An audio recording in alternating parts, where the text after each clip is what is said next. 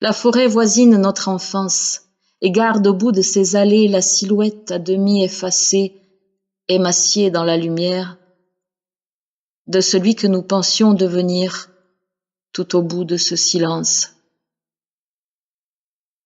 Toute affaire cessante, il te faudra un jour, peut-être un soir, de grande fatigue, pousser plus loin dans la forêt.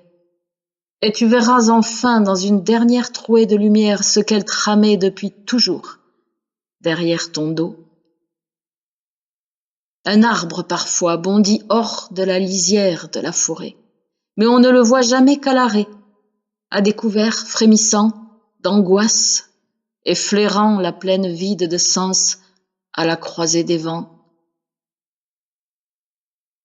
Qui sait si le bourgeon ne s'effraie pas de la feuille, morte, tremblante encore, au bout de la branche. Non, il ne sait pas. Autrement, le printemps déclinerait chaque fois l'invite de nos bras. Entre la souille et la pierre à sel, retenant son souffle, passant son joug au cou du vent, qui là-bas renacle. La forêt moins le ciel qui jamais ne s'attarde,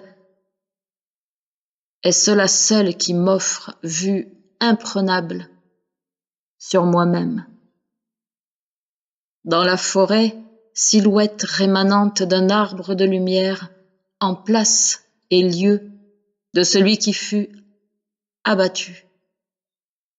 Ce sera là toute notre immortalité.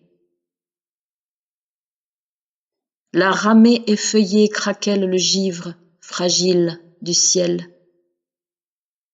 C'est à la saignée, même fatigue de vivre, qui dénoue le soleil. Les branches tâtonnent en tous sens dans l'air à la recherche d'un peu de lumière, dessinant le hasard sur un fond de ciel bleu, comme nos mains dans les caresses.